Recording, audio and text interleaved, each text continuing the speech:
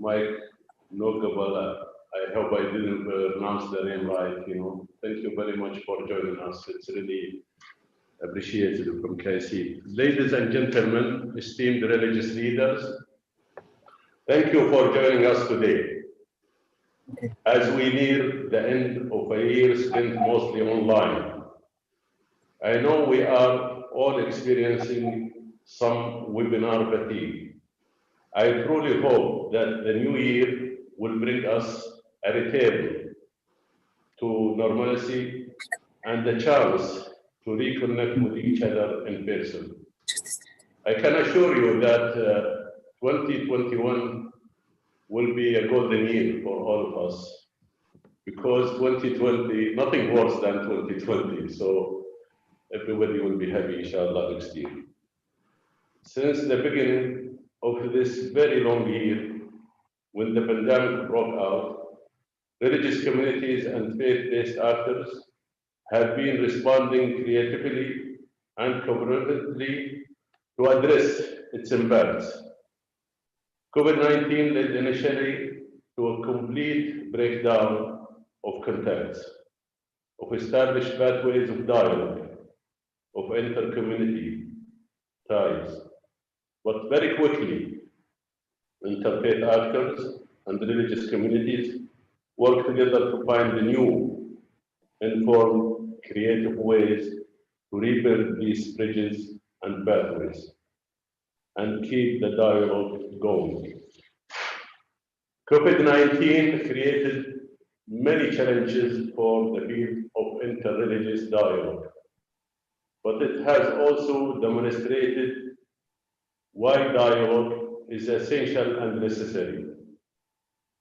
And since the very beginning, we have seen new, informed, creative ways of response from dialogue communities, from religious communities around the world, to build initiatives that prevent community disconnection, isolation, wastage of resources, and distrust. Crises has been working throughout the year to document these initiatives and to build resources to support these initiatives.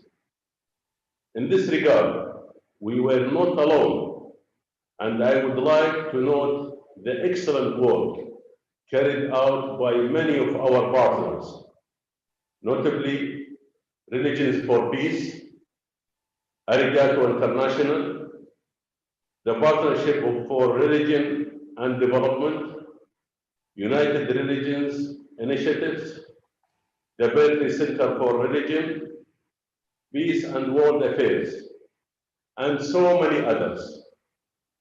Peace and World is on so many others to support the field and help it through these difficulties time.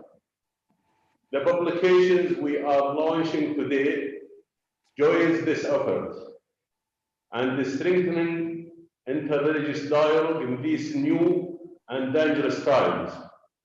We have reached out to our network and gathered the stories and examples and the promising practices which show how dialogue can carry on despite the pandemic, and how it can help to overcome the challenges of the pandemic.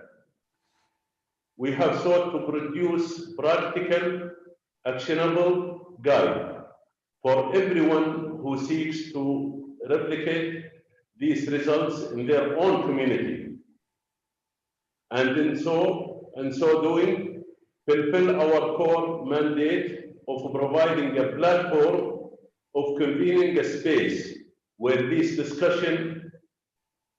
discussions can take place and where support can be asked for and found. Today's webinar is exactly such a space. I would like to thank all our speakers who have given of their time to be here and for their expertise. I hope that from today's discussion, And from the ideas in our new publications, hundreds of new dialogue ideas and initiatives can be born. And you can see the logo of this very nice book we are going to publish. The COVID-19 pandemic will remain with us for a while, and we will have to learn to live with it for some time yet. The work of interreligious and intercultural dialogue has never been more important or more challenging. CAICEED is committed to support our community in whatever ways it can.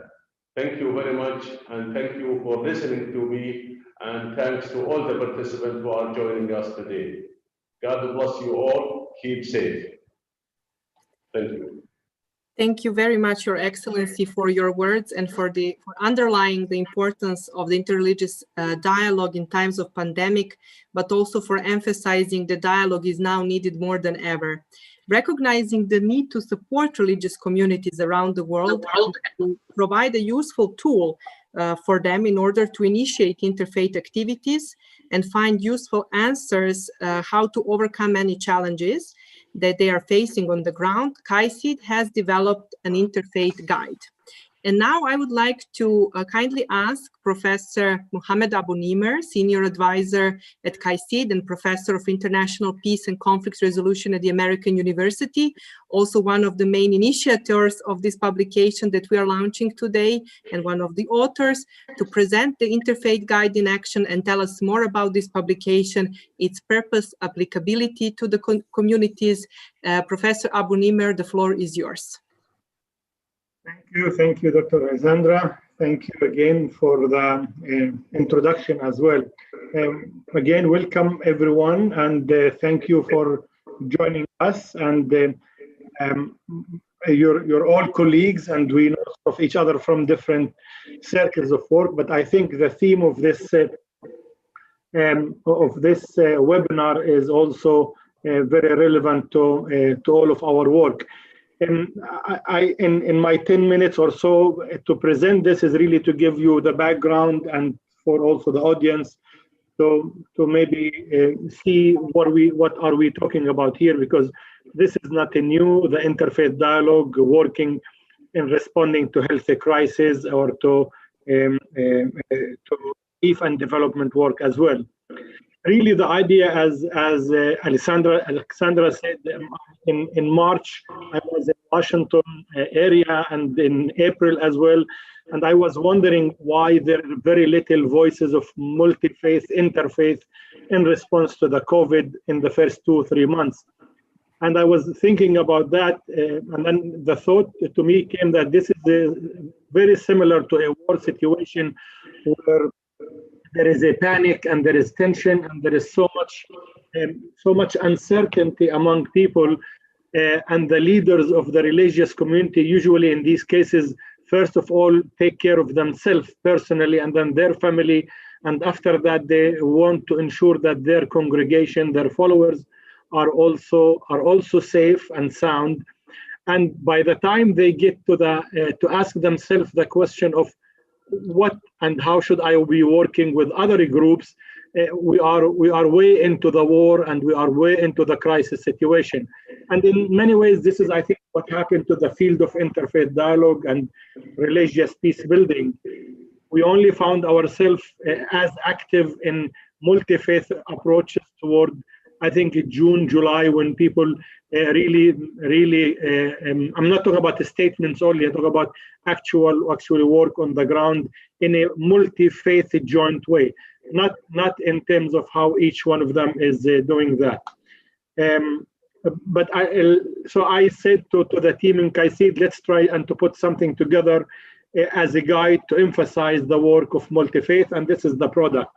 So thank you, Dr. Marshall. She's one of the reviewers of it, and we sent it to several other reviewers outside. If you can go to the first page, please. Can you go to the first slide? I think Anya, who is supporting us, should. Yes, exactly. Mm-hmm.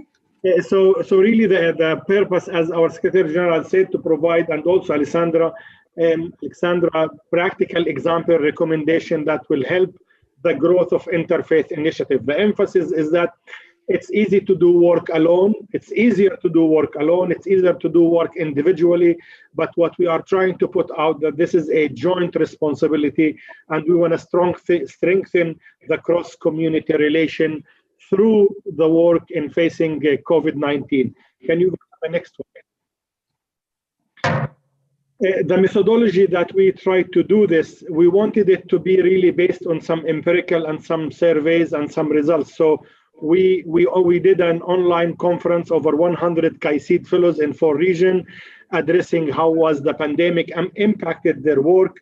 Then we conducted a survey among the fellows, who come around 250 fellows from different parts of the world, with a specific question on their activities, on the challenges, and the lesson learned from them. Based on this data that we collected, we also looked at the resources that were published on the topic between May and maybe July, in 3 months, I think, around May until August, when we collected that information. That really the methodology. We brought together those information or set of responses, and we tried to bring in our perspective. You can go to the next one, Anya. Thank you. So again, the development of it is to do help interfaith organizations to work different contexts around the world, to inspire a growth of activity into this, and encourage community of faith to reach across their community to look for cooperation, and also have that cooperation tangible and look at the challenges that we have, and help individual and organization to look for creative ways, to see some of the creative ways in which we can deal with such a crisis or even a war situation that transcend our faith and community. And maybe there are some lessons we can all benefit from them. Go ahead, Anya. So when we ask people what are the challenges facing you, and surprising during May and June, there was increased fear of suspicion of the, forgive me for the typo here, but increased fear and suspicion of the relationship with the other communities, with the intention, with resources, as well with what COVID and Corona is causing the perception of the other. There were lots of people spoke about xenophobia in their communities, a stigmatization of religious group, whether Jews, Muslim, Buddhist, Hindus, Christian, whatever it is, in particular minority group were stigmatized. There were tolerance to restrictive rules and injustice against certain religious groups and certain religion in general. Breakdown of inter-ethnic, inter-religious relation in a fragile context, in a war situation, in a violence situation. You know, the inter-religious relation were one of the places where people got to reach across the boundaries. During the COVID, there was more breakdown in that relationship. Again, theological exclusive doctrine also were mentioned as an obstacle. You know, this pandemic does not affect the true believer of Islam or the true believer of Christianity. And there were some exclusive doctrines in the COVID context. There was logistical challenges of keeping people apart from doing their rituals, diminishing cross-community interaction mentioned, and funding. Interfaith dialogue did not continue to receive funding. The funding all shifted mostly toward relief and responding to physical needs of the community. So how do you really, adaptability of the organization and some tangible ways in dealing with that. These are only selected number of challenges that people told us they are facing during COVID-19 reality. Go ahead, Anya. So we said, okay, what principle should guide us in reaching out to the multi-faith group? What should we be doing in terms of using as a guide if you want to do multi-faith work? And they're not really very different from the usual thing, but maybe get more attention to the notion of create a culture of inclusion. Inclusion and inclusivity becomes a priority in planning any work in the multi-faith. To be multi-faith is to be inclusive of number of groups. If you're a Muslim and working with a Christian, don't only work with specific sects or specific group. Try to be more inclusive in that sense as well. Empathy. To display empathy and solidarity becomes crucial in the COVID-19 multi-faith work in order to dispel the fear and the suspicion. Strengthen charitable services effort, making them more regular, better coordinate, and more applicable across community. Because COVID reality was a crisis situation for many people who were marginalized and vulnerable. So the issue of service, the issue of charitable service and giving tangible support was also important in the multi-faith work we saw as a principle. To adapt your behavior, to be creative in dealing with the techniques, methodologies in terms of how do you deal with the other, how do you reach to those that you cannot be with them because of social distancing. The principle of adaptability was really something emphasized by us and also by people that we have talked to. Emphasize the human interconnectivity and interdependency. Like a war, as I said, like a war and the crisis, violence transcend Muslim, Christian, Jews, Buddhists, Hindus, and others. Transcend them because it has no boundaries. So it also showed us that we are all interconnected and we depend on each other. If one state, one country, one religion do not abide by the health instruction, the pandemic will not be confronted. So that message of interreligious cooperation based on interconnectivity was another guiding principle we want to put outside for everybody to consider. You want to go and continue, please? So we, as I said, we really looked at the Berkeley Center for the resource, one of the first with the GLI, one of the first one that put some cases, looked at Religion for Peace and UNICEF, the Multi-Faith Action COVID Initiative. We looked at the ACT Alliance. We looked at the GLI, I think was mentioned earlier, and the Berkeley as well. Love Your Neighbor, Islam, Jewish, and Christianity Come Together. That's another podcast from World Economic Forum. We looked at some of number of these resources in order to bring the cases. Continue, please. Cases and examples that we included in the guide. It's not inclusive of everything, but it has lots of a good example and inspiring example in dealing with that. Can you continue, please? So establish a cross-boundaries partnership, make a joint statement, channel the energy to the youth. We noticed the youth were an energy and a sector that was not as much utilized or brought in or engaged with. Women role in the pandemic confrontation of it. Also, we thought that based on what we've seen, need to be more emphasis on this as well. To engage women, to engage youth in this activity, and make a joint statement. Although statements sometimes said they are only talk, but government and people were needing to make such a statement. Develop interfaith tools, the guideline to address the challenges.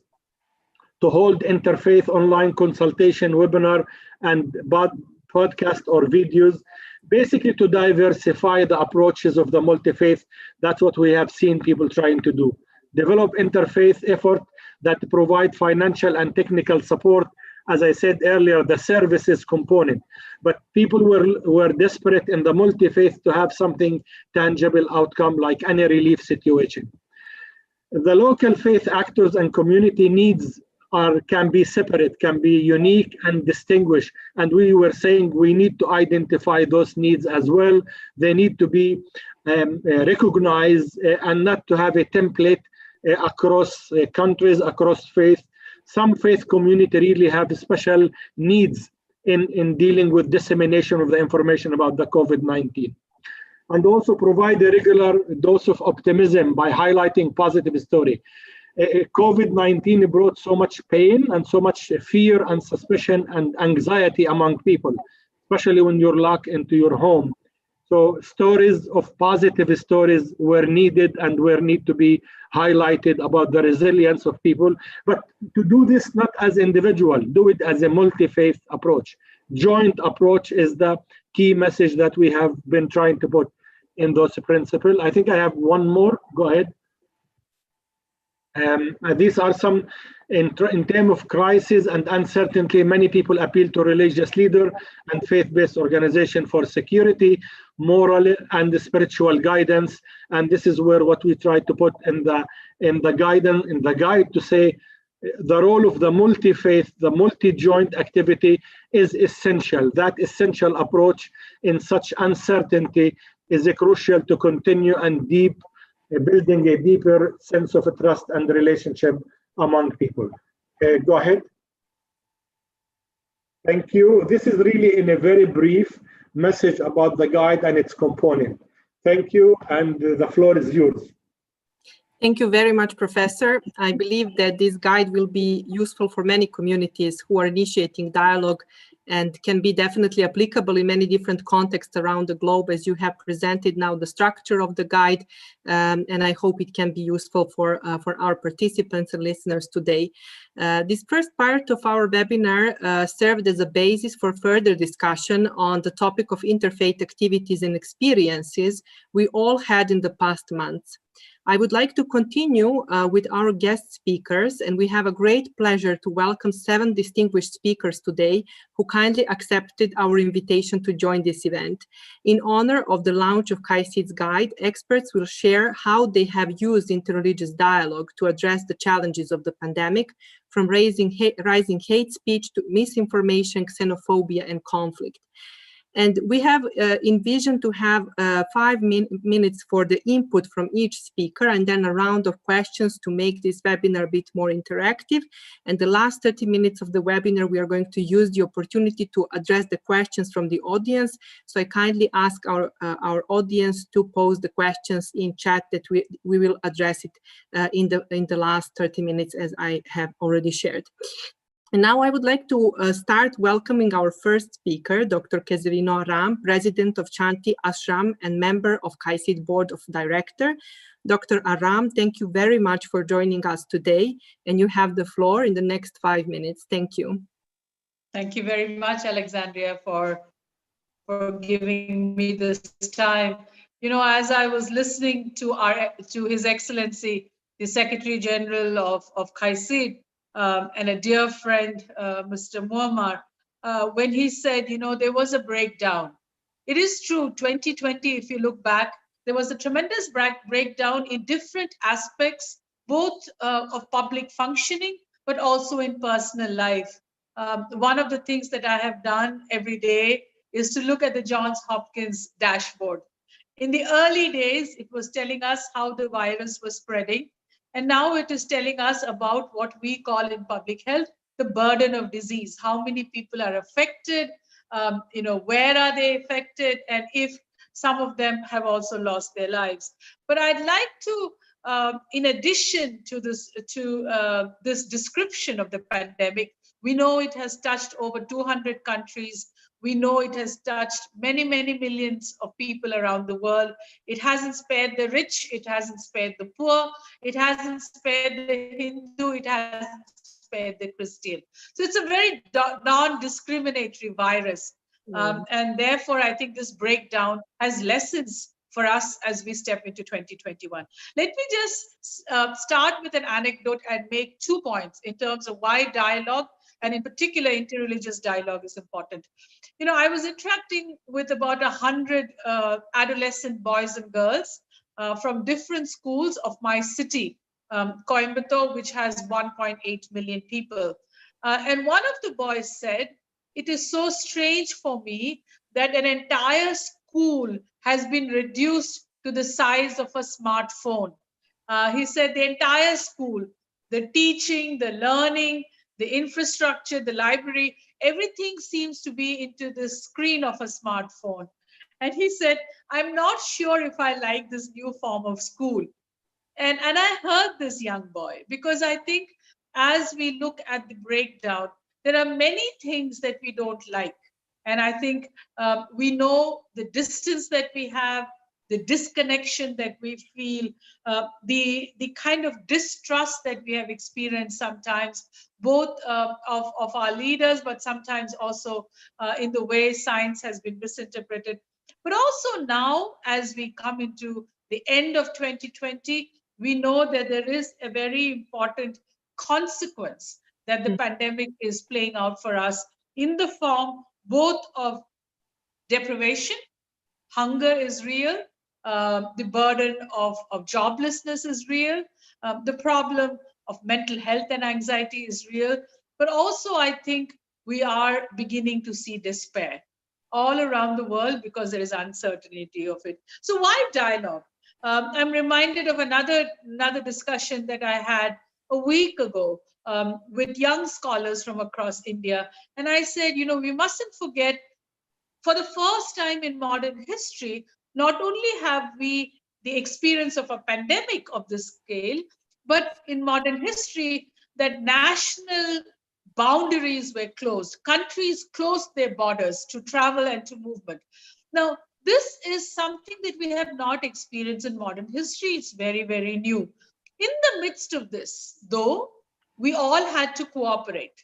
We all had to share evidence from science. We had to share knowledge. We had to share experiences. And what, therefore, could be one of the ways that we do. And I think one of the most powerful ways that we have done is people talking to people.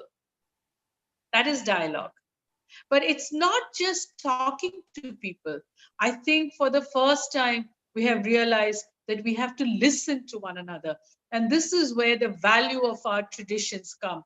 In the Hindu tradition, they say, if you want to honor somebody, if you want to honor somebody truly, open your heart, open your ears, and open your mind. It means there is a preparation that is needed, a priming that is needed, an openness that is needed. These values are there in our traditions. These values are written in our scriptures. But what the pandemic has done, it has brought alive the relevance and the use of this. And in all our communities, I live in India. I know a few of our participants have logged in from India. I saw the names coming up. You know, we're a country of 1 billion people. Every city in India has at least 3 to 4 religious traditions represented in their community. We can't do some of these things alone. Let me take 2 examples again. When the pandemic started and I was working with the government, one of the early decisions we had to take was on how death will be dealt with. Remember, in the early days, there was so much fear about, because we did not know enough about the virus, it was about how we would conduct funerals. And funerals and the respect for the people who have lost their lives is something central to our culture. Dignity in birth, dignity in life, dignity in death. And so in my city, and city after city, people had to come in conversation with their governments as to how do we ensure dignity and how do we still respond to the needs and the precautions that COVID-19 started. So here is one example of what His Excellency, the Secretary General, said. In the midst of a breakdown, dialogue came handy. Let me speak of another example. And this is the example of the need to dialogue continuously. Because we know at the end of 2020, there is the potential danger of 50 million people being more hungry than before. We know that the loss of jobs in countries like India, but in countries around the world, will take about 24 months to recover. Building back better cannot be a slogan. Building back better has to be an action plan. An action plan, as Professor Abu Nima said, that is rooted in mutual respect, but that is grounded also in empathy and compassion. Mahatma Gandhi once said, he said, if you want to do something and you are confused as to what the value of your action is, you will have to recall the last and the least amongst you. And if it will make a difference in their life, go ahead and do it. Today, every nation, every government has to ask this question. Every community has to ask this question. Again, the power of interfaith dialogue, the ethical frameworks that we can provide based on our values. I am so delighted that Crises has taken the time. As we celebrate the 8th anniversary of Crises, we see that our work is so relevant, that we are bringing center stage examples, bottoms up examples from the community, what works, recording and documenting challenges that our people face on the ground, but presenting it to policymakers. Crises has that unique distinction of not only working in an interreligious setting, but also in an intergovernmental setting, that you cannot say that the rich countries will have the vaccine. We have to bring the ethics of care that is deeply rooted in our traditions. In the Hindu tradition, we say the spirit that is within you, the Atman that is within you, is the same that is within me. This interconnectedness that we heard a little while ago. And so our policies must reflect that the most vulnerable and the least vulnerable both find a place in the continuum of care. May I end, Alexandra? I will not take more time because I want to hear others. May I end with two things to ponder about? And that is, during the pandemic, haven't we all soul searched a little bit more as to how our lives are so dependent on the ways that others work and function? And this inquiry, this looking inward, is such a natural aspect of religious traditions. We do it across religious traditions, but we can present this ethics of care and mutual respect, and the possibility of dialogue between people, but also within communities for a larger purpose. So again, in conclusion, I will say three things. The disruption is real. The despair that we feel amongst people is real.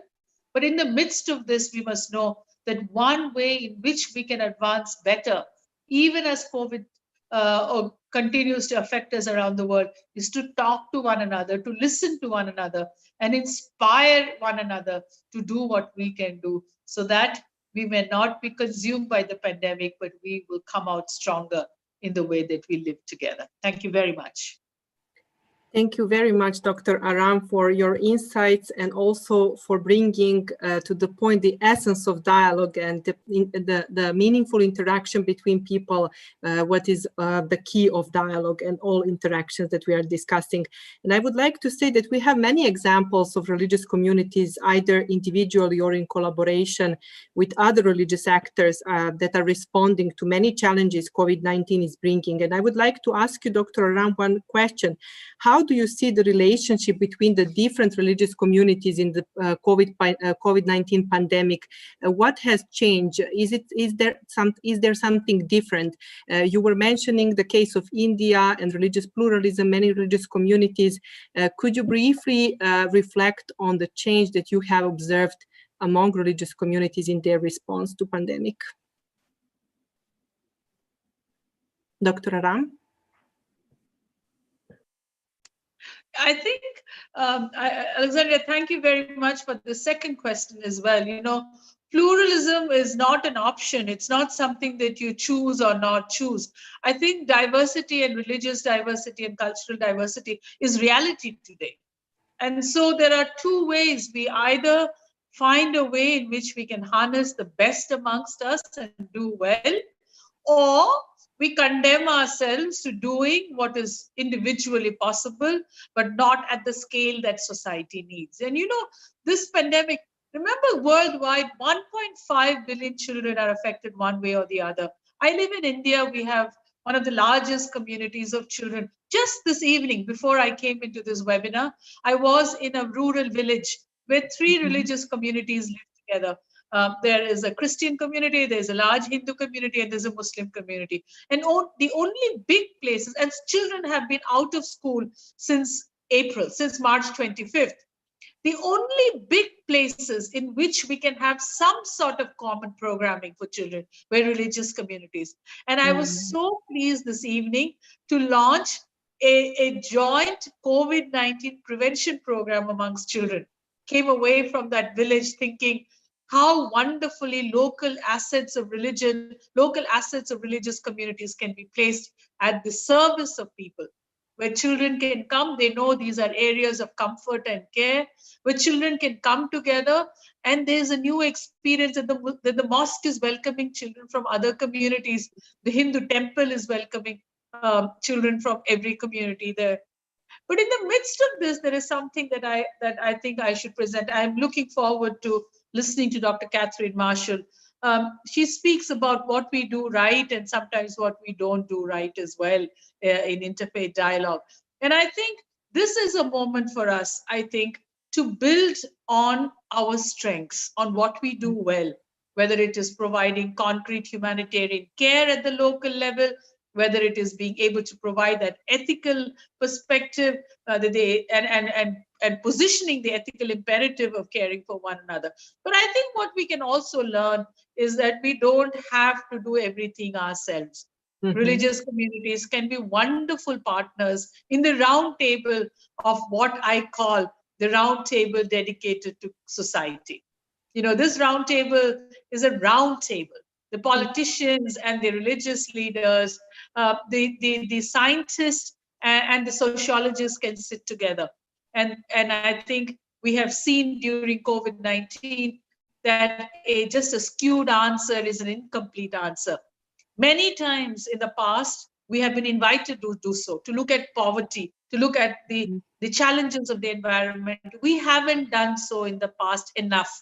But I hope the COVID-19 pandemic provides us a compelling case of being equal, but also equally contributing members around the round table. So I think pluralism or respect for diversity is no longer an option. It's a need, it's a necessity, because that is where we will find composite responses to problems of this scale.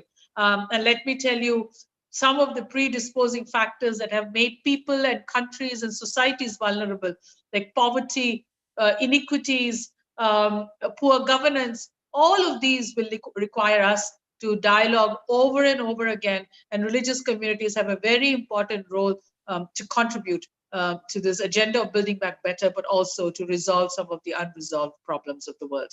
Thank you. Thank you so much, Dr. Ram, for addressing also this question. We will continue later on in the discussion part. Now I would like to welcome Reverend Dr. Martin Jung, who is General Secretary of the Lutheran World Federation.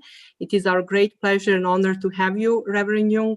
You have the floor in the next 5 minutes to reflect on the topics that we are discussing, and we will continue also with one question for you. Thank you so much.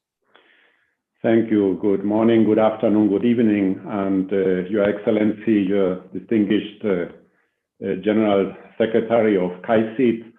I want to greet you all and applaud Crises for the launch of this important document, the Interfaith Guide to Dealing with COVID-19. It is timely, it is important. COVID-19 is a virus, and therefore it is first of all a health issue. But as the pandemic unfolded, it soon became very clear that it is more than that. COVID-19 has become something like what I call a magnifying glass, which has exposed the state of some of the seams that hold together the fabric of human life and of human relationships: economic, social, ecological, among generations, between genders, interfaith, just to name some. And COVID-19 has shown what holds and carries, therefore the seams that resist that stress, but has also exposed what does not hold and what does not carry, and where the seams are therefore at risk of bursting. We in the Lutheran World Federation are talking about the so-called third wave, but we are doing it in a bit of a different way. We don't see it primarily as a health issue anymore. The third wave is about the lasting implication of the COVID-19 pandemic, which we anticipate to unfold in several realms or dimensions, and I want to mention two here. One was alluded to already: mental health. Many people are traumatized. They are extremely anxious and stressed isolated, spiritually confused, psychologically challenged by the pandemic. And they are looking around, looking for foundation, looking for answers, looking for perspectives. And there, they need to be served and supported. The second dimension was referred to by my previous speaker, economic and social hardship. The United Nations released numbers 2 weeks ago, according to which 235 million people will be in need of life-saving support in the year 2021, meaning in 2 weeks' time.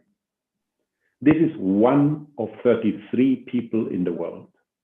Never has there been such a ratio during the last decade. With it, it is anticipated that strife and violence will increase, as they have already during the past month, with a particular devastating impact on women and girls. Everywhere, the number of femicides has grown. And yes, indeed, there is also an overall sense of alienation of individuals, groups, and communities.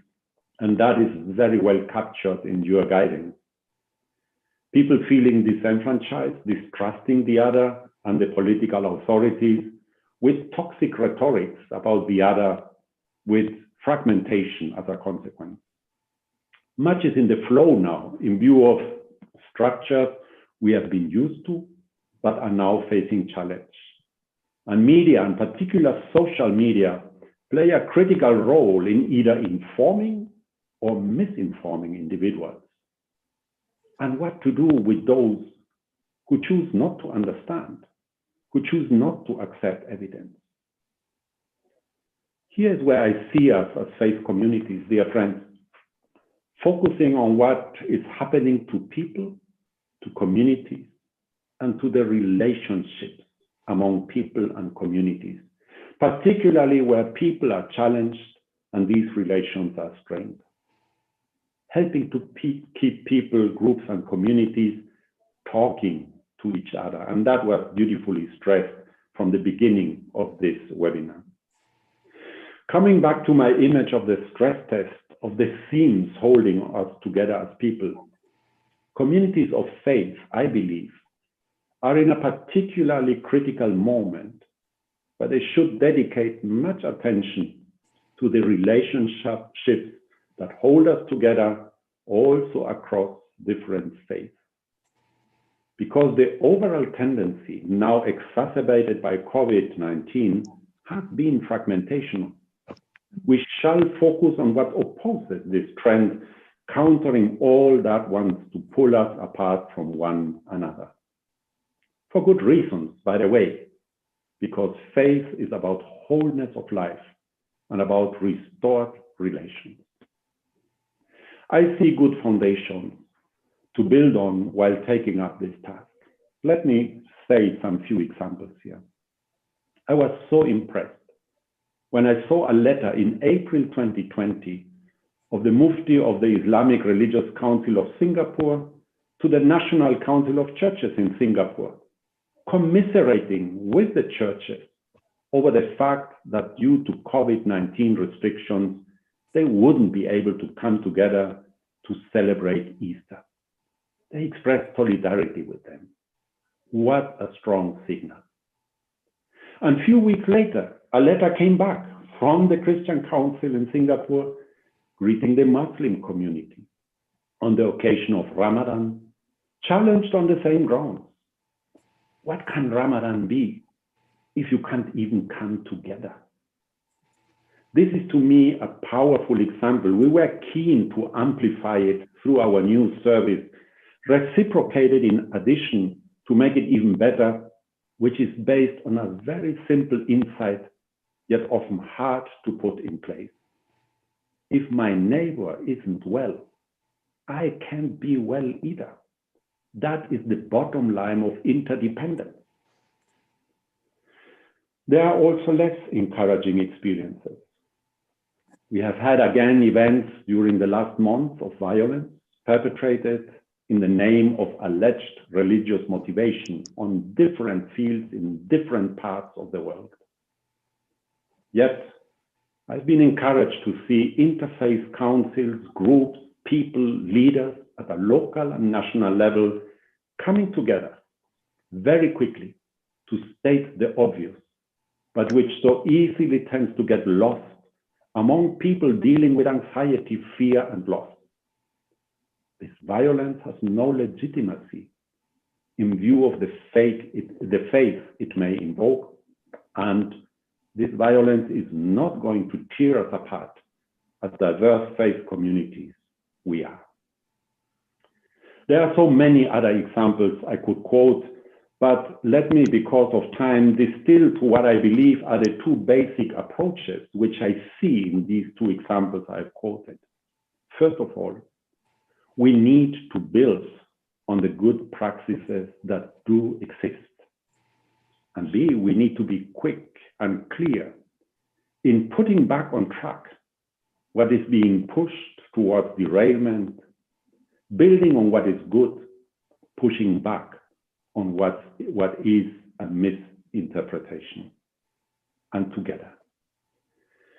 Coming to an end now, the Lutheran World Federation worked together with other faiths and the WHO in April, May, developing guidelines for religious leaders to deal with the pandemic and the implications on restrictions on the life of prayer and worship. That was a beautiful example of pulling together, working together for the sake of supporting response to the pandemic. The Lutheran World Federation pledged, together with Islamic Relief Worldwide, to the UNHCR to continue serving jointly wherever possible refugees, as we have done already in Nepal, as we have done already in Jordan, and to continue raising awareness in the UN system about a faith-sensitive psychosocial approach to traumatized people. The traumatized people because of refugee, the traumatized people because of COVID-19 are to 80% believers, and that's a way to address them. Friends, the years ahead will be demanding. We shall work together with a view of not adding challenges to already struggling people and communities, but to offer signs of goodness, compassion, and justice. In doing so, I believe, we will be grasping the key tenets and foundations of faith. There is nothing alien for us to promote goodness, compassion, interdependence, and justice. Even more so if we do this together. Thank you very much for this privilege of being part of this webinar. Thank you so much, Reverend Dr. Junge, for your contribution to this webinar and for sharing insights, and also for providing examples of interfaith action with the examples that you brought also from Singapore. And I would like to ask you, as a follow-up question to these examples, if you could maybe address what do you observe and what are main challenges to interfaith coexistence that you have observed since the start of pandemic, and also from your experience. You have also provided some recommendations, but what do you see that is a main challenge to initiate interfaith dialogue? Right. Thank you. I listened very carefully to the presentation of your guide, and I think a lot is already there. Let me amplify what I see and what I saw also in those people turning inward. I think you cannot live on your own if you are independent. So there seems to be a contradiction there. And I believe this is a challenge we need to be taking up. Secondly, we need to accept that people are challenged. Some are really struggling for their survival. And communities struggling for their survival, they would have a basic option to take, whether to compete with others or to cooperate with others. I am of the firm conviction that given the challenges in today's world, we can't survive on our own. We will only be able to survive if we do it together. So how to help communities to engage in that cooperation while looking and striving and struggling for survival is, to me, very important. The third challenge I want to mention, which was also alluded to, is the lack of possibilities to come together in person. Is depriving us from something I have always appreciated when we have come together, not only in interfaith meetings, but in all sorts of meetings, which is the good talk around a cup of tea or during a walk, particularly when we have to take up sensitive issues. How do you discuss this over Zoom? Sorry. There is a need to create a space to talk about the more difficult issues, and I so much, and the sensitive ones, the troubleshooting, and I so much look forward that we can resume that conversation. The recommendation I have issued within my realm, the Lutheran World Federation, is don't let the regular meetings, interfaith meetings, go down. You need to keep them up. Zoom or Teams or whatever is what we have now. Use it until we wait for a better day where we can resume in a much deeper quality. This would be my contribution. Thank you. Thank you very much for addressing also this question. I would like to hand over to Ms. Bani Dugal, Principal Representative of the Baha'i International Community to the United Nations and Chairperson of the UN Task Force on Engagement with Faith-Based Organizations. Ms. Dugal, I would like kindly to ask you for 5 minutes of your brief input on this topic. Thank you so much. Thank you so much, Alexandra.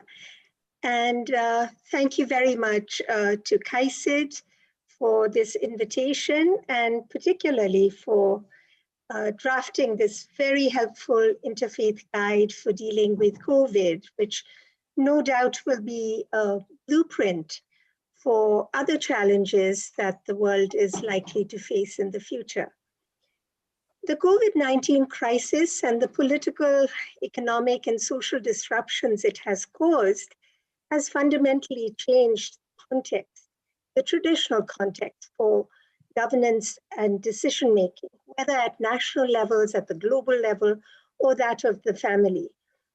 And the fragility and the inconsistencies and inadequacies and contradictions of multiple systems, from health and finance to energy and education, have been more exposed than ever amidst a global context of concern for lives and livelihoods in the planet. And entire regions that were making progress on eradicating poverty and narrowing inequality have been set back by many, many years, all in the matter of a few months. And it was alluded to at the beginning that people were caught by surprise and had to scramble.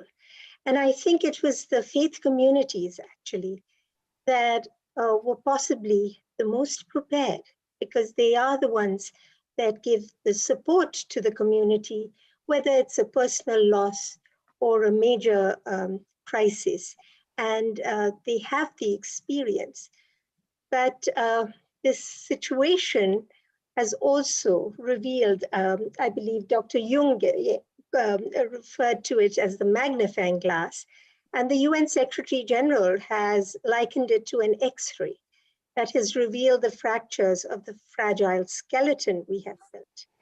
And leaders have found themselves at a historic crossroads, managing short-term pressures against medium and long-term uncertainties. At an interfaith level, religious actors, even though they, like I said, have had the tools available to them, however, they've been pushed to go beyond coexistence, to work together for the constructive transformation of society.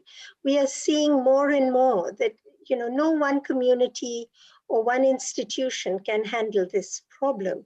And we are realizing the oneness of humanity has become very real, and we have to be working collaboratively and cooperatively to deal with the challenges that this pandemic has presented to us. You mentioned that I am one of the co-chairs of the Multi-Faith Advisory Council to the UN, and we felt the need to form a working group on COVID. And it is doing exactly what, taking your interfaith guide that Kaisid has prepared, what JLI is doing, what others are doing, what the Berkeley Center is doing, what Religions for Peace is doing, and using it to share it within the network so that, religious communities can use these tools at the social level and at the national levels. But as we are entering a unique window of opportunity to shape the recovery, all those that are determining the future state of global relations, the direction of national economies, the priorities of societies, the nature of business models, and the management of a global commons can redefine who we are as a social global society. And faith communities have the responsibility to speak to that, to bring to the fore the moral dimension of these issues. If things have crumbled, well then something wasn't working right, and we cannot go back to business as usual. Amidst the disruption of this pandemic, possibilities are opening for marked social change that can bring the stability to the world, which is needed to enrich the lives of its inhabitants. And throughout history, we've seen that periods of turbulence have presented such opportunities to redefine collective values and the assumptions that underlie them. And so too does this present moment, and the coming years represent a period of immense opportunity. And I believe communities around the world can demonstrate tremendous courage and resilience, or they are already demonstrating courage and resilience in response to the COVID-19 pandemic.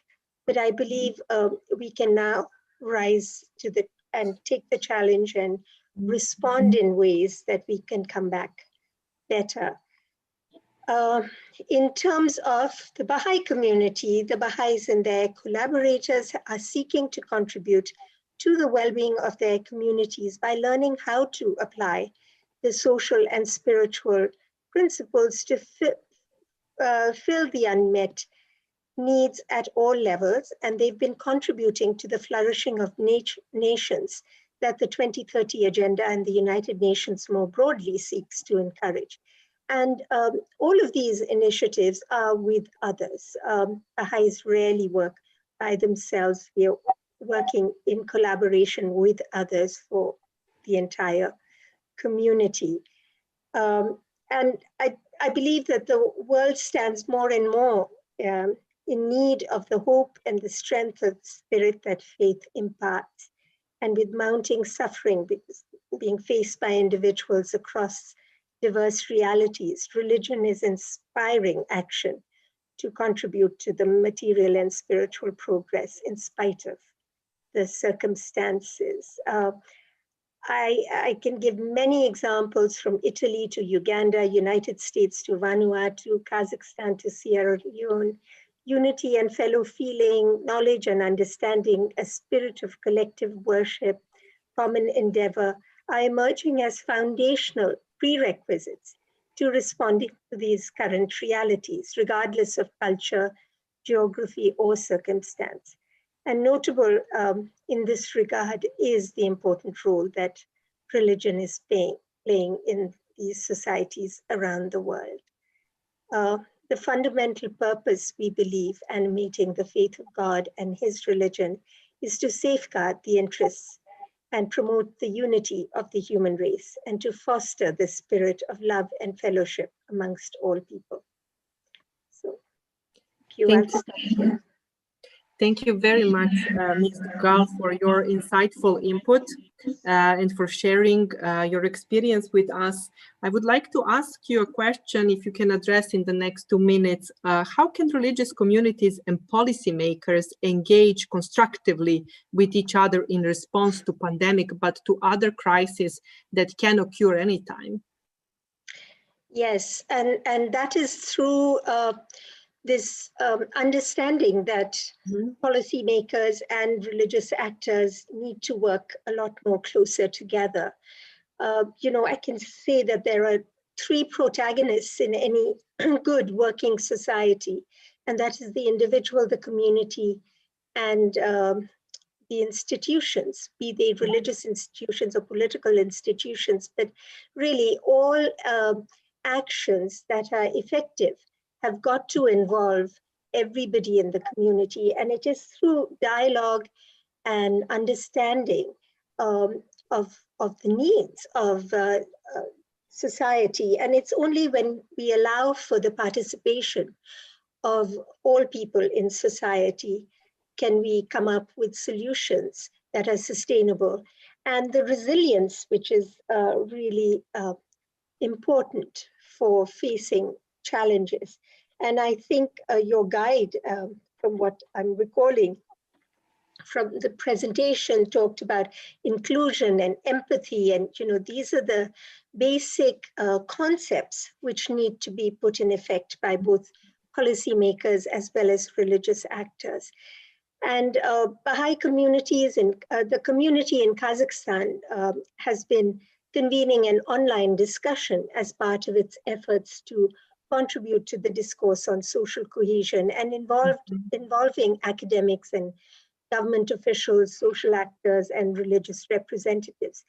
In Kurdistan region of Iraq, Baha'is have been organizing weekly online forums where academics and social leaders and government officials have been examining some spiritual principles that are drawing people together during the pandemic, and to explore how these principles can shape public life in the future, including on how society suffers when any one group considers its own needs without thought for the others.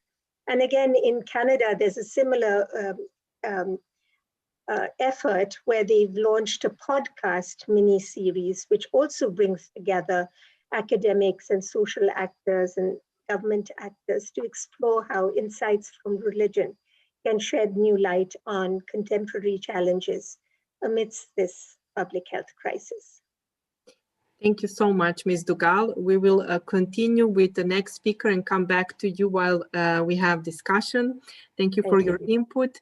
Now it is my great pleasure to welcome Imam Sheikh Muhammad Ismail, who is a Muslim chaplain at the University of Sheffield and a member also of Muslim Jewish Leadership Council. Imam Ismail, you have the floor in the next 5 minutes. Thank you. Thank you very much.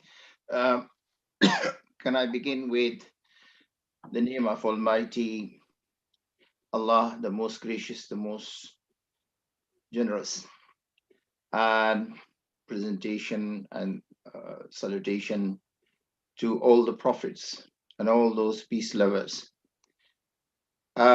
Before I start, I would like to present my warmest congratulations to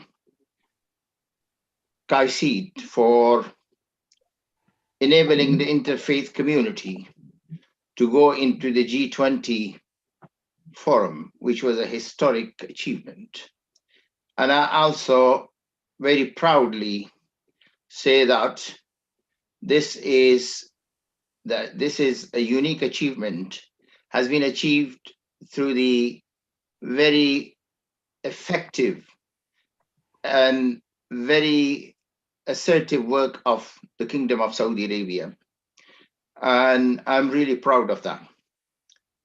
I would like to congratulate His Excellency and on this great achievement and on the completion of 8 years. No doubt we will not be actually able to complete all this without the efforts of Professor Muhammad Abu Nimr and also his colleagues and wonderful team in Crises. I would like to greet all the participants, brothers and sisters, ladies and gentlemen. It's a wonderful time that we are meeting on the Crises platform once again. COVID-19 came as a shock and as a terrible change for the entire humanity. It was so shocking that some of the communities could not bear the shock, and some people lost their livelihood, and some others actually went into terrible situation of mental health and so many other issues. Similarly, minorities being abused, women's rights were violated as a result of COVID, and so many kind of agonies were faced by different groups of the community. I think this guide is such a wonderful piece of work, which gives us a clear guidance for all those they would like to adapt, and they love dialogue. I have been working in interfaith dialogue for the past 40 years or so. The reason is that Islam, my religion, as actually when I looked at Quran and Hadith, it gives me 6 kind of, different dialogues. But one of the important thing here, through dialogue, we understand and learn how to respect each other, how to become close to each other, how to help each other. And I think this guide is very inclusive in this sense. When we were hit with COVID-19, Her Majesty's government in the United Kingdom formed task force for each faith community to inform the communities, to raise their awareness, and to open their places of worship. It was a great achievement in a very short time. And I was really honored among the 8 people to be selected on the Muslim task force. And through that task force, we used to interact with others. But that task force has given us such a great, opportunity to persuade the communities that they have to adapt the health and safety and so many other preventative regulations. And I'm very pleased to say that when it came to Islam, so many people were reluctant in so many countries to adopt measures to close down mosques. But I'm very proud once again that the scholars of Saudi Arabia, who are leading the whole Muslim community in the world through Mecca and Medina, the holy cities of Mecca and Medina, they were the first to come up with a plan and tell people what to do. And that was a great guidance and a beacon of light for the whole Muslim world. I would like to say that here in the United Kingdom, that was one part. The other part was we felt the need of working within our interfaith group, understanding each other and coming close to each other, and also looking into discriminatory practices and condemning. So for example, the very guide mentioned such examples. I have come across the Asian communities were abused in my city. Their businesses were attacked. They were blamed for COVID-19, which was very sad. Similarly, some of the right-wing organizations in tabloid headlines, they blame the Muslim community and other faith communities that they are spreading COVID-19 through their places of worship. Where as a member of task force, the entire infection reported throughout the period were only 41 cases from all the places of worship in the United Kingdom. So, in England. So it is very important that to look into this, the reality, and we as faith leaders came together to highlight the importance of what is right and what is wrong. And it is very important for all of us who are actually lover of dialogue, interfaith dialogue, and working together to work with each other. I'm very proud that so many mosques, places of worship, churches, they provided food for this very difficult time, for hungry, for people who were destitute, provided shelters.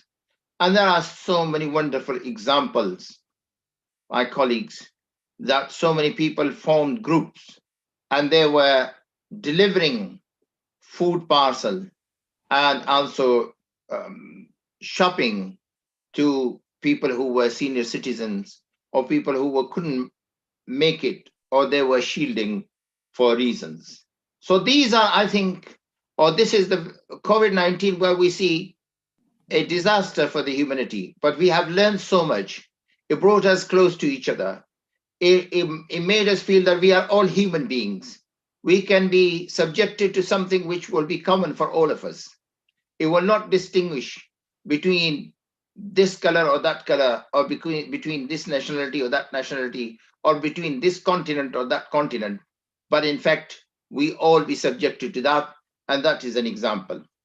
Just to finish my statement on this, I would like to say a very good example from the hadith, the saying and the tradition of Prophet Muhammad, peace be upon him, where he says, "Khayrun nasi man yanfa'un nas." The best among the people is the one who benefit other people. So I think this is a good example and a good statement that we, take this statement as a value for our work, and we regard ourselves under this statement, people who are striving and struggling to bring people, benefit people. I appreciate, I really congratulate Kaisid for bringing us to this very distinguished webinar. And I hope that we will have some more interaction of such on the international level, that bringing people from different backgrounds and different continents. But the important thing is that to carry forward the agenda of this guide will be a crucial, important point to mention to all of us. Thank you very much for listening to me, and God bless you all. Thank you so much, Imam Sheikh Ismail, for your insights, for your words, for praising also the work Kaisid is doing and our publication that we are launching today. You have already addressed some of my questions that I had to you, providing examples of interfaith action in the UK, in the surrounding that you were working in the past months. I would come back to you with more questions in the discussion part, if you allow me, because of the time constraints. I would ask another speaker now to present. So we leave 30 minutes as we have envisioned in our agenda for the discussion. Thank you so much, Imam Ismail. I would kindly ask our next speaker, Professor Catherine Marshall, Senior Fellow at the Berkeley Center for Religion, Peace and World Affairs at Georgetown University and Vice President of the G20 Interfaith Association, to provide her input and also to thank her as one of the reviewers of the volume of the publication we are presenting today for her valuable input during the process of writing. So if you can, Professor Marshall, if you can also reflect a bit on the volume that we are presenting today and about the topic in the next 5 minutes. Thank you very much. Thank you. Good morning, good afternoon, good evening, as we have come to say in these webinars. And congratulations to Kaisid on the completion and putting out this guide. It has importance for many different reasons. One of them, clearly, though, that is very much also part of our common effort on the G20 is to make clear in constructive, but also with a depth, the reasons why religious communities are such essential parts of society and therefore belong at the tables. Interestingly, in the COVID pandemic, the role of religious communities became visible earlier than in previous pandemics for a variety of reasons. But most of it was really, to be quite honest, quite negative in the initial periods. As in fact, one word that apparently has appeared now in the dictionary is super spreader, as a new term, and it was one that was applied to a number of religious communities and situations. What this guide does is, first of all, to highlight the breadth and the depth of religious engagement from the most practical details of public health all the way through the building back fairer, building back greener, the look at the future. In my comments, by the way, I'm chasing the sun around my house, which is nice since we're predicting a snowstorm tomorrow. But I'm going to talk about a couple of metaphors that have been alluded to, and then point to 5 areas that I see as critical looking ahead. So the 2 metaphors, first of all, we know the Chinese character for crisis, which is danger and opportunity. And that is very much, I think, the spirit, both of this guide, but also of the kind of tracking and the work that we're doing, that we need to recognize the danger. And one of them was just referred to by the Imam, that every pandemic in history, in fact, a lot of our language around many crises comes from the fact that people look for someone to blame. And the scapegoating and the hate speech was totally predictable in early March. And sure enough, it has happened. We're seeing too many cases of discrimination and pain, and therefore the need to counter them. On the other side, of course, we have the opportunity and this X-ray, this vision, above all, the depth of inequality that we're seeing, that is unmistakable in this crisis, is perhaps the most significant. This question of people left behind, excluded, treated unfairly, without resources, without support, without means. That is critical, which brings me to, again, the second set of metaphors. Every single meeting that we have online, of course, starts with people's individual experience and highlights the fact that each and every one of us is affected in our lives, in our relationships, in our families, in our hopes, in our dreams, in even our daily routines are completely disrupted. And yet, the privilege that many of us are keenly aware of having a livelihood, having opportunities to contribute to interreligious, to whatever, is so different from other people. And I think we're all of us uneasy about using the common war metaphors that are all too much in use. But the one that is very telling is the metaphor of the storm. Mm-hmm. And too often people say, yes, we're all in the same boat. And yet many people point out we're not in the same boat. Some people are in yachts, some people are in large ocean liners, others are in rafts, others are in clinging to driftwood and in danger of drowning. And that comes to this issue of the inequalities and the unfairness that is such a fundamental issue that is coming out of this crisis. So as we think about what the crisis is dealing with, we must recognize that each one of us has our own experience and our own traumas, our own mental stress, but that these are nothing to these enormous and frightening numbers that reflect the crisis that has affected the people who are not on the yachts, who are not on the stable, but who are very much facing the storm that we are so conscious of. So this combination of balancing between crisis, danger, and opportunity, and having an authentic, a meaningful appreciation of how different people and groups and communities are affected differently, men and women, different religious traditions, et cetera, is of critical importance.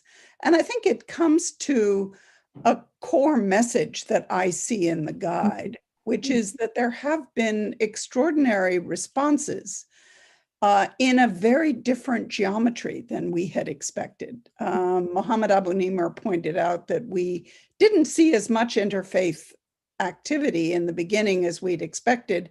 That's still true, but we're seeing very different patterns. One of the ironies is that in our review, we're following on a daily basis what's happening.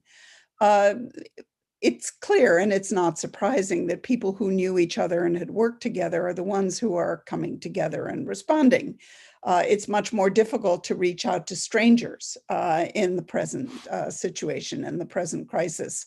But we are seeing interreligious, but we are also seeing religious, non-religious. And I think one of the things that's interesting is we will never know exactly what has happened.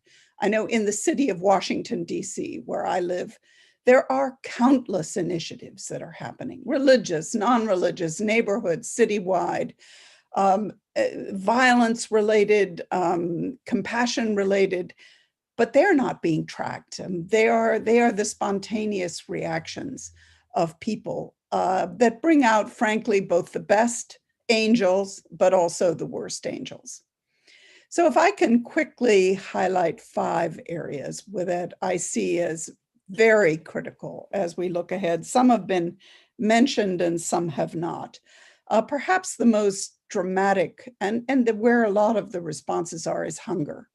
People talk about COVID, that people are not dying of COVID, but of COVID, because they don't have revenues, they don't have support, and the mechanisms for social protection that exist aren't simply inadequate to deal with this. So many responses are simply helping people have enough food to live. And this crisis of hunger, zero hunger as our goal, needs much, much more energy and attention. The second issue, which again has been alluded to, and which is really reflects another X-ray vision of a massive global crisis, is education. At one point, the estimate was 1.6 billion children out of school, many children losing a year. And even though some people actually say that the quality of education is so poor that it may not matter, which is a tragic commentary given the remarkable global efforts that have gone into increasing access to education, getting girls in school, reaching near universal primary education. So as we look back, as we look forward, to rebuilding education systems, I think this is a critical issue. We need to look at caring and compassionate education systems, ones that aggressively, proactively, creatively look at social cohesion, and that bring in the best of faith traditions to the reforms of education as we look forward. The next issue, I'm afraid, has linkages, and that is the many reports of increases of gender-based violence, child abuse, and child marriage. Ironically, I say, because they're linked, that marriage should be a happy beginning, but child marriage, which is on the increase, is an area where religious leaders have a responsibility, and they have the possibility of doing a lot to stop what's happening, both with the crisis and afterwards. And this hidden pandemic of gender-based violence, which has always been there, and which most people ignored. You know, half the women or men or children who suffer from gender-based violence have never mentioned it to a living soul.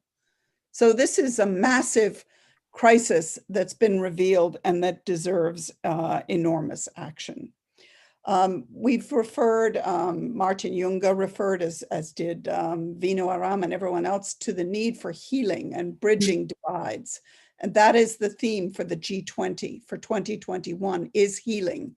It's reconciliation, it's personal healing. So I think healing is vital. And the fifth and final point that I'll point to that is that we have new hope of actually emerging from the immediate crisis stage with the approval and the start of vaccination campaigns.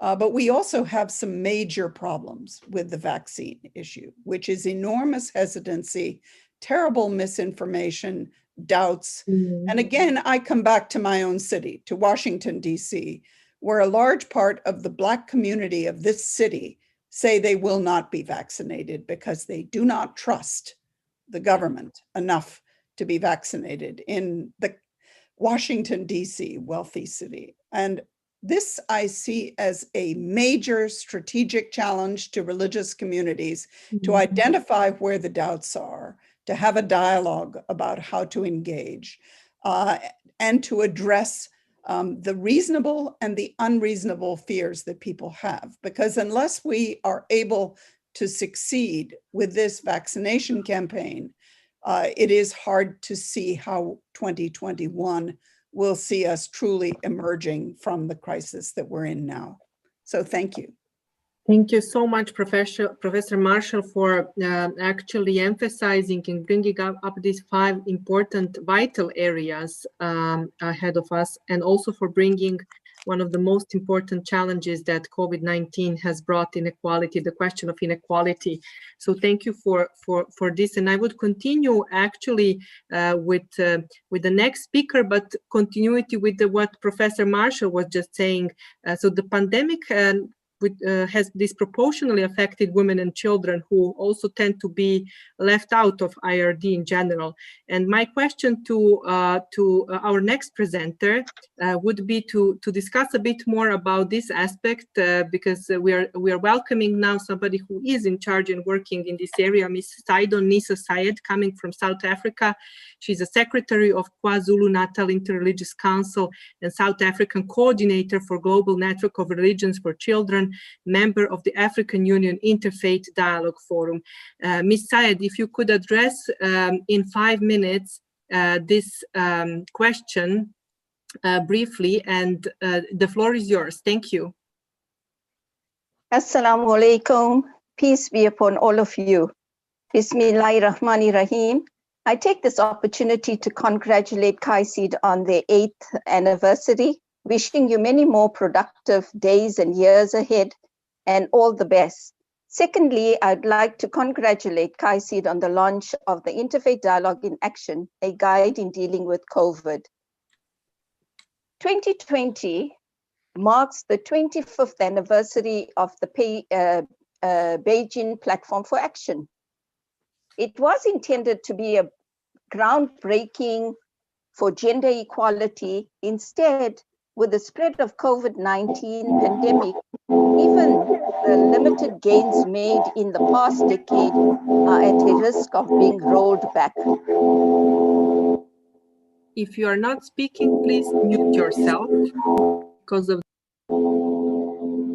the pandemic is deepening pre-existing inequalities, exposing vulnerability in social, political, and economic systems, which are in turn amplifying the impact of the pandemic across every sphere, from health to the economy, social security, protection. The impact of COVID for women and girls simply by the virtues of their sex.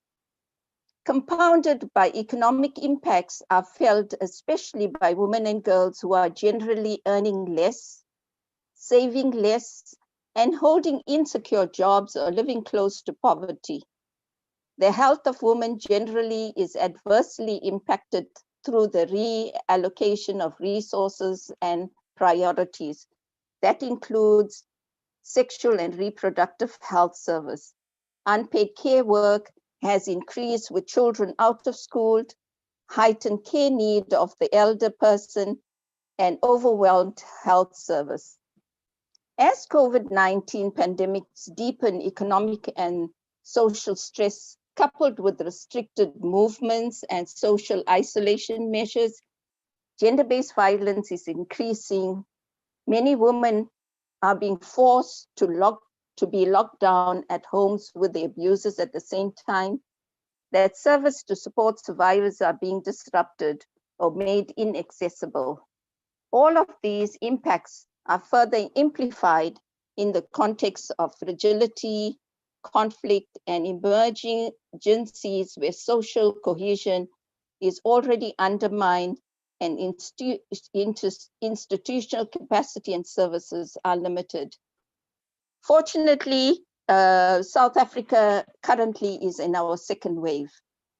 But during our first wave, our government increased social grants for pensioners, disability, and the unemployed were also given some stipend towards this. But we don't have the money to continue in the second wave. We had a pool of social workers, professional, came together to address the many challenges that the professional nurses were facing during COVID-19. And via social media and webinars, we were able to provide counselings for them. And this is what the interfaith communities have done. We try our level best to provide positive, cooperative, and constructive interaction to the many requests that we receive. We, as the Interreligious Council, receive requests from hospitals to help the professionals there to cope, because everyone were in fear. And like it has been mentioned, this COVID-19 was the first in the history. And especially for religious and faith leaders, we were not clear on how to begin to address the pandemic. Places of worship had to be shut down. And because places of worship had to be shut down, there were new bold changes, no time for questions. There were emotions that were tested, and there was fear. People were frightened, they were worried, they were anxious. And they were also very concerned about what is going to happen. And we know that the difficulties that many women and vulnerable people have come in.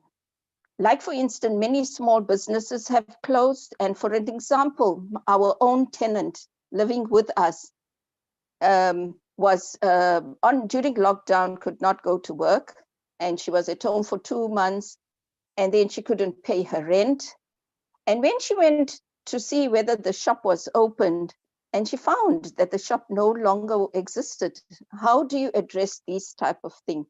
So the pandemic has impacted greatly on religious communities, because each religious community, the church, the mosque, the temple, the synagogue, and all places have a social arm where the needy are provided with social security, their rents are paid, they get food and things like that. And with what's happening currently with us going into the second wave, there's even more and double fear of what is going to happen. And as the faith sector, working with children, their vulnerability, schools were disrupted. Our schools have closed, and this is for the second time. And there's no certainty like the normal school festive season that we normally opened in the second week of January. Now we are being told that school will only open on the 27th and after January, and we don't know whether that will also be a reality. We look at how we hold conversation with people. Does it help to talk about it? And lots of people, as we heard from the previous speakers, don't want to listen to others. But we as a faith sector, we want to listen to others, what their problem are. Does it help to have boundaries around the length of the conversation? How do we nurture self-compassion? And this is what we are trying our level best as the many organizations that I and my colleagues sit in to begin to address.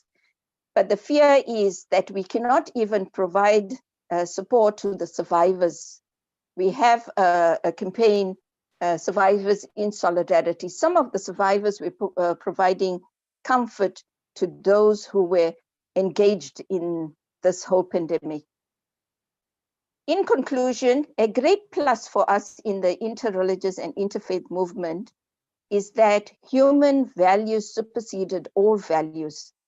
No one came with their preconceived ideas, their values, my religious values, etc. But we were able to address what the current situation was. There has been cooperation and positive interaction between people of all faith, different religious tradition, and spiritual or humanistic belief at both the individual and institutional level. Our work involves promoting understanding between different religion or belief to increase acceptance of others. For instance, if the Christian community went to a vulnerable area in South Africa, they provided help to people, not just to their own community, but to everybody. The same with the Muslim community. If they went into low-lying areas, informal settlements, squatter areas, they provided relief for everybody in this community. And the reason why I said a plus, people are not now suspecting other faith communities, etc. They are able to now say that we are going in genuinely to address the problem that each one of us face. Whether you are infected or affected, there's a need to speak to religious leaders. And for instance, the hospital would welcome any religious leader, an African traditional religious leader, a Muslim, a Jewish, a Baha'i, a Buddhist, a Hindu. So they wouldn't wait for a religious leader from their own faith community to go and speak to them, because the pandemic has left this feeling of anxiety that really was something that people needed to address. And our current fear is what happens next as we are in this phase currently. But as the faith communities, the work continues, and we look at how we best can begin to address. 2 weeks ago, we had a professor who spoke on the mental health issues. Very often we look at feeding, we look at counseling, but a lot of people are really sick and they need to know what their mental state is. And hopefully with the launch of the book, and hopefully we'll download it and see how it can benefit all communities. I'd like to once again thank Kaisid and everyone responsible for giving me this opportunity to address you all. Thank you very much. Thank you, Ms. Syed, so much for your insights and for bringing a perspective from the grassroots work that you are doing. I hope that the guide will be useful for your community as well and for your interfaith work that you are doing in South Africa. I would like to ask, last but not least, our speaker to present, and then to have one general question for all of you to conclude, because we are almost approaching the end of this webinar that was so rich in many ways, with many insights that you are bringing and wonderful experiences that you are sharing today. It is my great pleasure to welcome Elder Justina Mike Mbobia, who is a peace-building practitioner and executive director of Justice, Peace and Reconciliation Movement. She's also a Kaisid Fellow. Justina, you have the floor. Please keep 5 minutes of the time for your input on your experience. Really, you have done a lot of interfaith work on grassroots level. If you can present a bit from Nigeria on your perspective, that would be wonderful. Thank you. Yeah, thank you very much. Just to start by thanking the General Secretary for a great job of Kaisid. I just want to say that Esther in the book of Bible was told that no wonder you came at this time. You came very timely in order to save your people. That was a statement made by Mordecai. I just want to say that Kaisid came to Nigeria at a very good time when we needed them most. We are talking about a nation that was ravaged with a lot of violent conflicts, with a lot of insurgency, and then here come a pandemic that we need to manage at that very particular time. And when this pandemic came into Nigeria, something happened. There was a lockdown situation. And in the lockdown situation, it really heightened the challenges that we had in the nation, because conflicts were there. There are a lot of people in IDP camps. We are trying to manage some refugees coming in from other countries like Cameroon. And at the same time, there is a lot of hate in the divided communities. And here is the virus entering. And there is a lockdown situation. In the lockdown situation, people were kept at home. And 70% of these people that were kept at home depends on a daily sustenance to be able to have their meals in a day. And then after some weeks, we are challenged with another virus, and that is called the hunger virus. I love when the doctor that spoke presented the 5 cases of which the virus has brought into nations. And I want to say that Nigeria is one of those nations that we are actually, affected by a lot of issues of hunger, issues of children no longer going to school, issues of traumatized communities, and issues of fear in the hearts of people. And one of the reasons why a lot of people had this fear was the fact that the challenge happened all over the world. And many a times people from Nigeria trust people in other nations, especially the developed world, and hearing it in their ears that people in America was ravaged, people in Germany, people in Vienna, all over the world, especially in European countries and US, we are also affected by this challenge, was another trauma of people from Nigeria, and it became a very serious challenge. Now, I have also come to realize that one of the things that has happened is that religious leaders are first responders in every crisis situation. That was exactly what happened. Because every community members were calling religious leaders, just like my sister who spoke last has said, there was a lot of confusion here and there. And because of the fact that in Africa, we have this what we call communal life, social cohesion, where people meet together. And at this time, everybody was told to stay at home. Nobody was talking to nobody. And then we also have the challenges of technology. It's not everybody at that very moment that knows how to handle technological issues. It was a very serious challenge. But I want to say this morning that because of the fact that Kaisid has already trained a lot of people in Nigeria, which are Kaisid fellows, and also the Interfaith Dialogue Forum for Peace, those organizations started engaging. They were interreligious communities. They started engaging with one another. We started doing a lot of campaigns. We had to go and engage also with the government because we cannot do it alone, and government as well cannot do it alone. And we engaged and create awareness so that communities will look at other ways of doing things. And one of the things we knew we did during those awareness creation was to really make the communities to understand that COVID-19 was a reality, because it was very difficult for them to understand it. They were thinking because they did not trust the government, they had a lot of trust deficit for the government. They thought it was another way to punish the citizens. And we had to really let them know that this is a reality.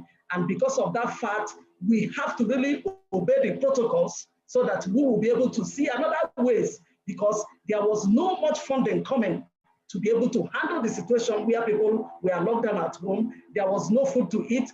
The palliatives were not going around as it were, and it became a very serious challenge, which we had to tackle. And one of the things we did was to really form groups, support groups. We call it Citizens Rising Group. And in this Citizens Rising Group, we created a food bank where people, well-meaning citizens of Nigeria, when you have enough food, one of the things that our General Secretary has said this afternoon was that the whole humanity is one. We are interconnected. And that is one thing, one lesson that we learned from this. Christians and Muslims in Nigeria came together and brought food in a food bank and deposited it there for people who are vulnerable, who were not able to provide anything for themselves because they actually were not allowed to go out to fend for themselves. A lot of people, it's only when you go out, you'll be able to feed. So it was a very, very complex situation for us in Nigeria. And then when we created the social support group, the food banks, we found a way to share it to people. And then we advocated with the government and see how they make sure that they, using the religious leaders, the palliatives were able to go around the communities. That was those things that we have done by interreligious group. And then CAICID Fellows was also cooperating. They had a lot of campaigns, created a lot of awareness in their various communities, wherever they are. It was really a very serious action.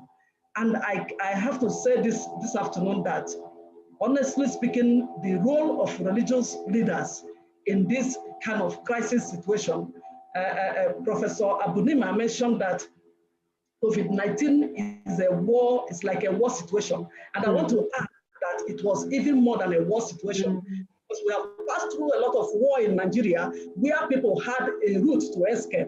But this time around the COVID-19 situation, there was no escape. Everywhere was shut down all over the world. Nobody was able to run. And we were able to realize that human beings are the same. No, there was no rich, there was no poor. It was a situation that happened to everybody. Another great lesson that we were able to learn was also the lack of preparedness of our government. The medical facilities were not there to be able to test people, and it was a very big issue. And as of today, the whole circumstances is improving. And for the past few weeks, we are entering another wave. It's really a very serious challenge, and we are looming another lockdown. And people from various quarters are still engaging and discussing how can we go into another lockdown when we also realize that we have gone into the worst recession in the history of our nation. Right now, we are in a recession, and we cannot really afford to go into another lockdown. So another campaign is also very much ongoing now to tell the communities you must have to obey the COVID-19 protocols. You have to actually cover yourself, you have to sanitize yourself, sanitize your hands to make sure that when you go out, you observe those distances to make sure that you don't cut up with it. But to keep people at home, hunger virus is also looming and waiting, and it is actually destroying a lot of people. So those are the things that we were able to do. We were able to also engage the young people to make sure that they had a lot of door-to-door campaigns in their communities and teaching them how to really observe all those protocols. Permit me to say that it is really very important that we need a multi-track action, multi-track diplomacy. The government cannot do it alone. The professionals cannot do it alone. The religious leaders cannot do it alone. As far as our own environment is concerned, we need the cooperation of everybody to be able to fight every pandemic that has actually befallen us, especially with the current crisis situation we are facing in Nigeria. So I want to say thank you very much, CAICID, for also bringing out this book. It's very, very timely, and it is actually going to help us in dealing with the situation, even as we enter the year 2021. I want to end by a word that I received 2 days ago from WhatsApp group, where a lady was actually warning 2020 to really mind himself that 2021 should not treat people the way 2020 did. And I believe that 2021 is going to be a better year for all of us. Thank you very much for the opportunity. Thank you, Justina, so much for your input, for bringing insights from Nigeria and tackling all the changes and challenges that unfortunately COVID-19 is bringing, but also how did you react on the grassroots level providing support, giving the example of the food bank that you have mentioned, really important. And it is also aligned with what Professor Marshall was saying, and underlying different areas where the support is needed, where the action is needed, and where we can do more. We can do more through dialogue. And we have come to really an end of this webinar so fast. Somehow it was so rich, but I would really use the last 10 minutes that we have left to provide the space for closing remarks from each one of you, addressing maybe the question, where do you see the role of religious leaders and interfaith action in the next period of time? What do you see as a way forward? We are talking about 2021. What are the next steps that are essentially and crucially important from your perspective? And I would kindly ask, I'm seeing now on my screen, maybe this order that I'm seeing Ms. Dugal, if you could answer, and then we can make a round. If you can really be brief, 2 minutes maximum to address the question, ways forward, next steps, where do you see interfaith action? Thank you so much. Thank you very much. And thank you to all the speakers. This has been a wonderful and very rich discussion. I think going forward, we have a lot of work to do as a global community to rebuild and to ensure that there is resilience within the community. There's unity of action. We are going to have to distribute the vaccines. We've all talked about the rampant inequality that exists at this current time. So I think combating all of these challenges, religious communities have their work cut out. And again, we can't do it alone. We have to work in unity to take us forward into the next decade. Thank you so much, Ms. Dugal. I would kindly ask also Professor Marshall. I think the tension or the challenge that we face is that what people seem to want most is to get their lives back, to go back to normal, to have the chance to hug their family, to be able to have adventures, to feel less pressure. And I think we need to guard against that as we learn some of the lessons from this pandemic and address, in many ways, we still have the SDGs, the Sustainable Development Goals, which are, we've lost time. Each one of them, each one of the 169 targets is valid, important: environment, water, cities, you name it, education, health. But I think that it is important that we find the space and the energy and the creativity to learn from the experience that we have lived through. The last comment I'd make is, let's be careful when we talk about religious leaders. We have often used the term religious actors, which I think is a significant difference, because it moves us away from an undue focus on the ordained clerics, who of course are critically important. They play vital roles as spiritual guides, as essential services. So it's not in any way to deny the importance, but when we talk about the future, we need to have a broader understanding of where this religious creativity and impulse and tension, where all of those come from. And it is the advocacy of saying, never forget, never again genocide, never again, let's not forget the refugees, the IDPs, the people who are left aside. And it is a wide range of leadership and different kinds of leadership within these religious communities that we need to look to. Thank you very much, Professor Marshall. I would hand over to Dr. Aram. I think just to add 2 sentences, now is not the time to find scapegoats and to blame one another. Now is the time to reflect, and may I underline, speak to one another, listen to one another.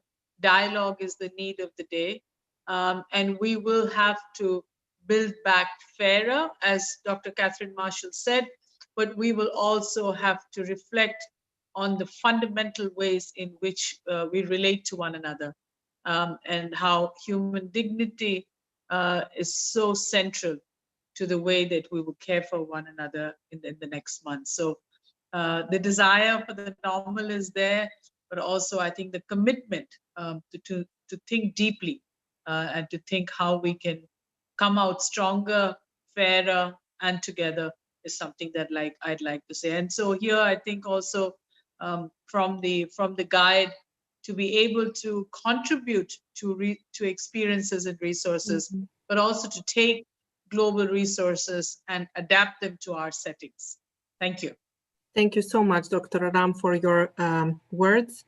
I would ask now Ms. Syed for answer the final question that we have here on the way forward, on the interfaith action way forward.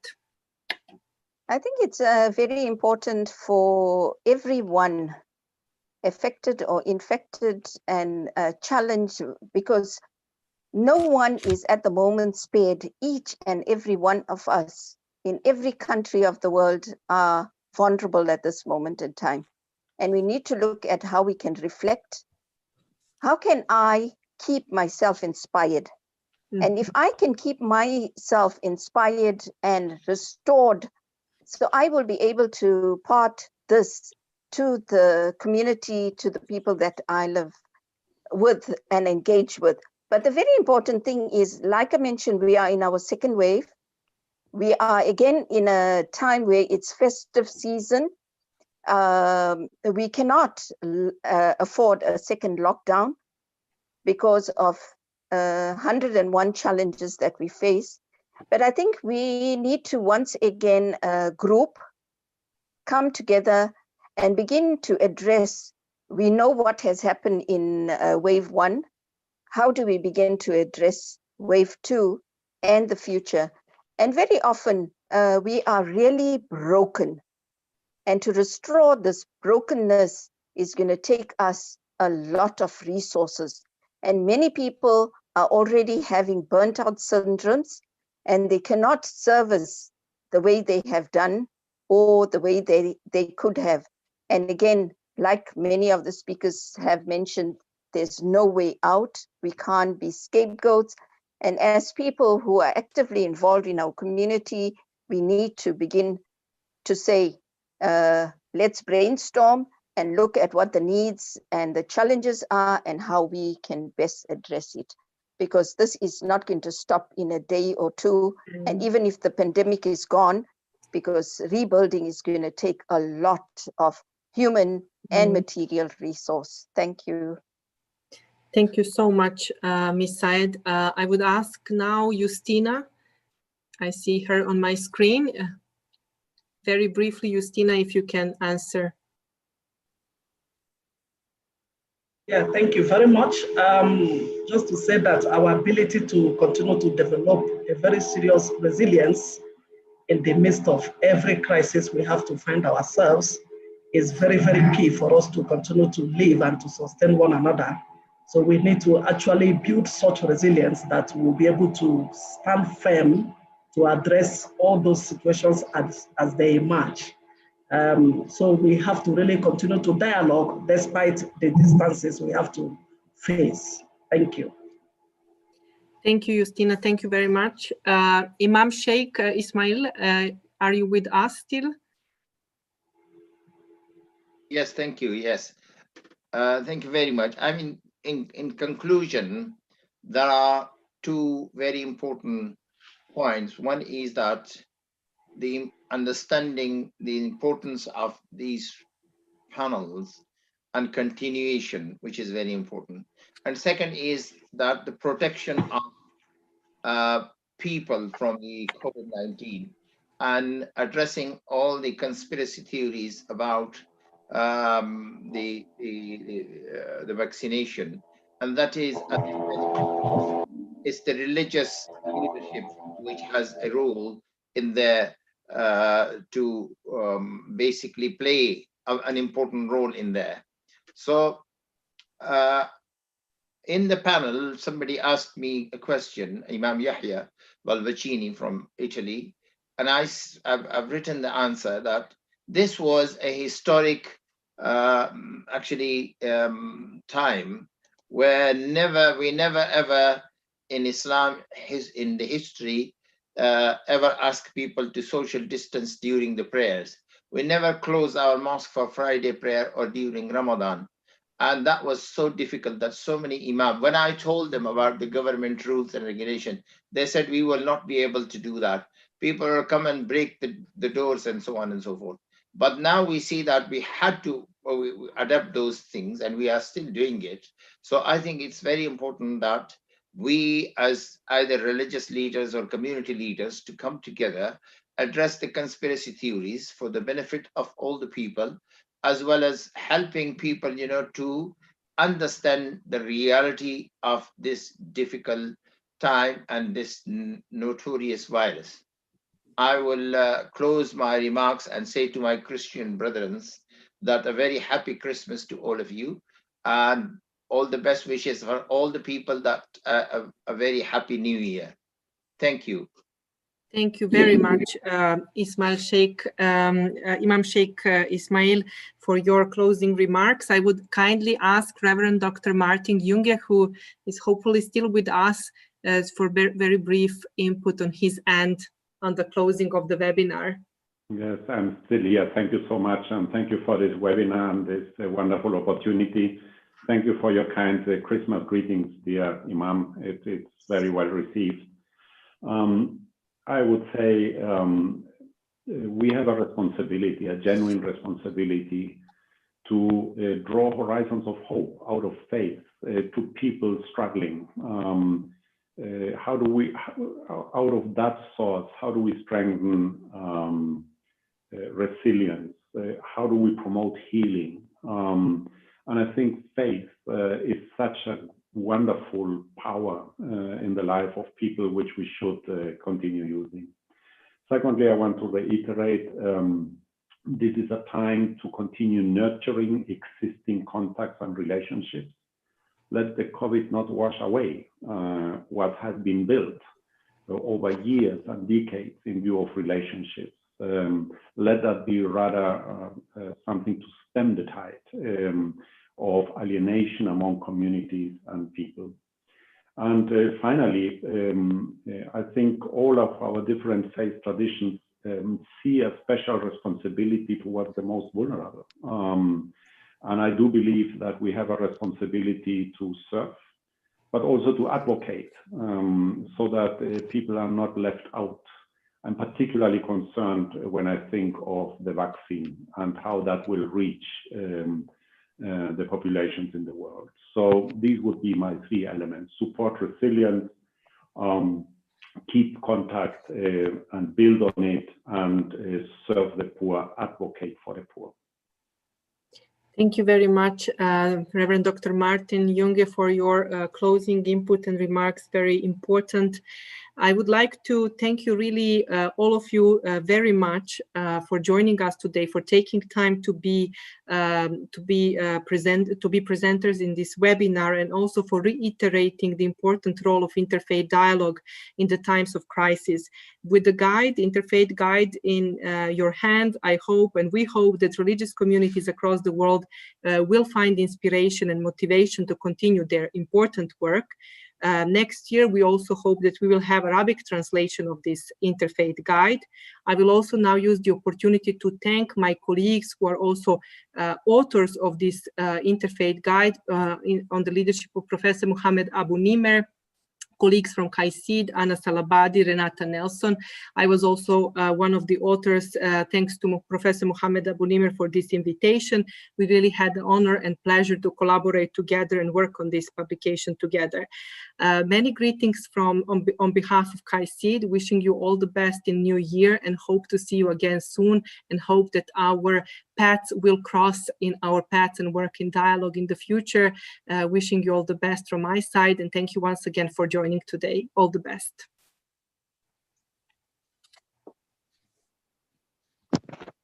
Thank you.